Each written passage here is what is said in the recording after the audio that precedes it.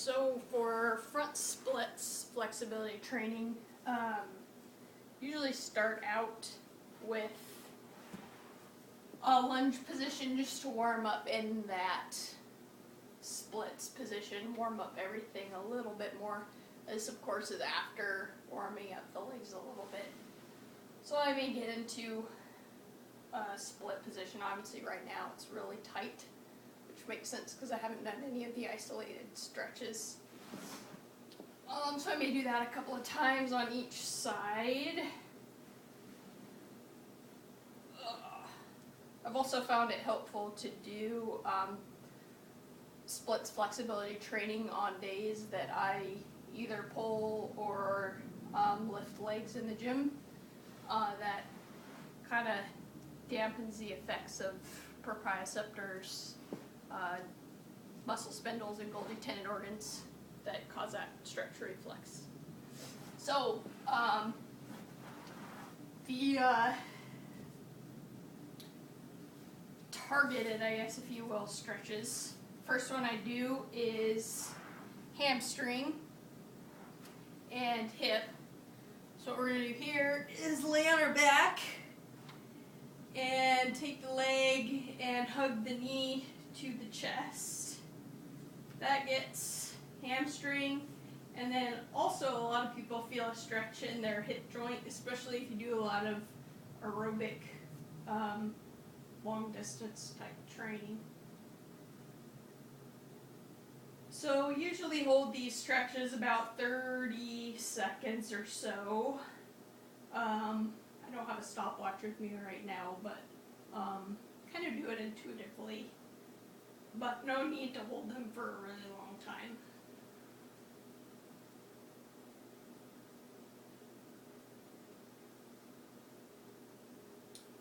So from here, we're going to stretch behind the knee and the calf, which is one of the big areas of tension in the front split. And to do that, if you already got a lot of flexibility there and you've got longer arms, you can grab the ball of the foot and just straighten the leg. I can't get there yet, so what you can do is use a yoga strap and put it right on the ball of the foot. Going to straighten the leg, and then you want to flex the foot because we're wanting to stretch the calf and then behind the knee. So we don't want to do this because that's not stretching the calf at all. So we're going to bend the foot and pull. And remember to breathe. And so we're pulling down and also back. So we should feel it in our calf and especially behind the knee. Take a couple of breaths. And then we're going to do some PNF type stretching. So what we're going to do is flex the foot, the calf, and push back toward the wall with our knee and pull down with the strap.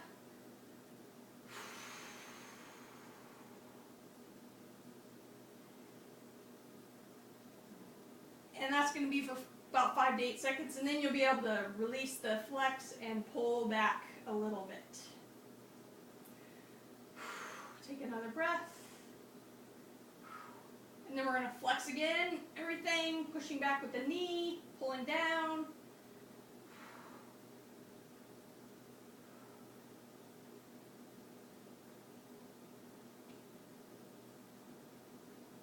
And then relaxing that flex and pulling again toward the head. And remember, when you pull toward the head, don't let your knee bend. You got to keep the knee straight because remember, we're isolating behind the knee and the calf, not the hamstring necessarily. And we'll PNF flex one more time. Flex and push the knee, really engaging the quad too. Really flexing everything in the leg and pulling down.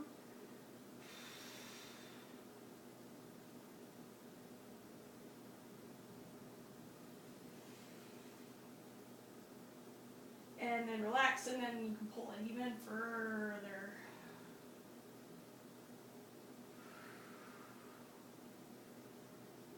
And then release that leg. So we've got the hamstring here.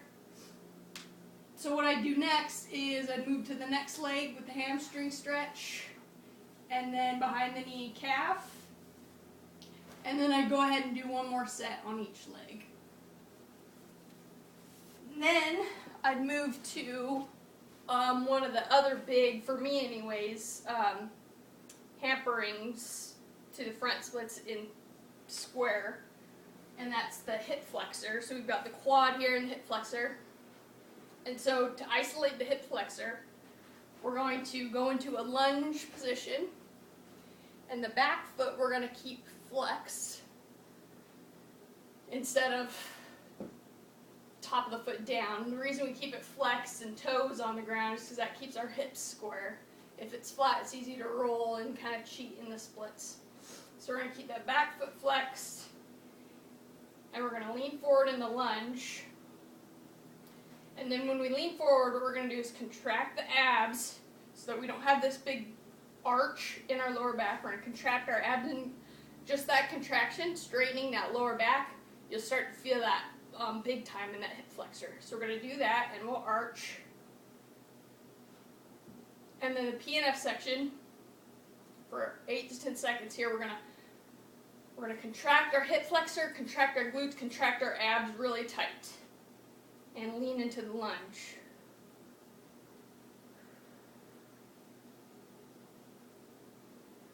And then relax.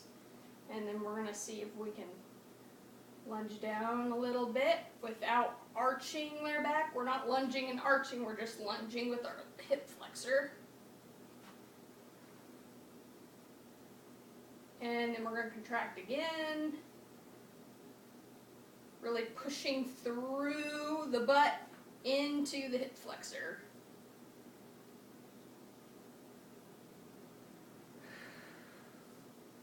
And relax. And then one more time.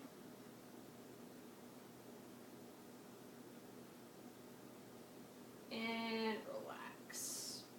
So that really targets the hip flexor up higher, a little bit in the higher quad. Now to get the rest of the quad, which some people may be tight in, I'm not quite as tight, but still there. I'm going to do a standing quadricep stretch. So to do that, most people will do kind of a chicken wing type quad stretch. They'll grab here and do this type of thing. So that isn't stretching here. So to really isolate the quad, you can come into that, but then the idea is to bring the knee down even with the other knee when you're standing. And then you go from this arch again here. We're going to contract the abs so that your back is straight, keeping the knee in line with the other one. And then, keeping all of those things even, I'm going to pull the heel to the butt. So now we're in position. And now, we're going to contract our quad and our butt and pull that heel to the butt.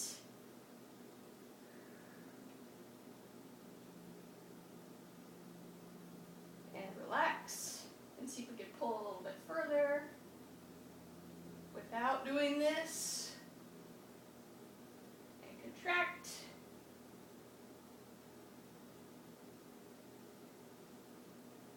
Relax. And contract.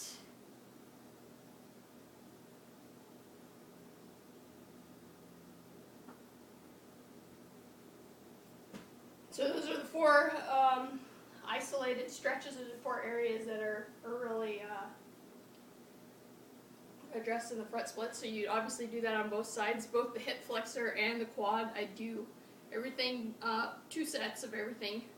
You don't want to do a whole lot more than that, and you don't want to hold things for a long time, especially if you're doing PNF type stuff, because it does damage your muscles just like any other type of stressor like weightlifting does.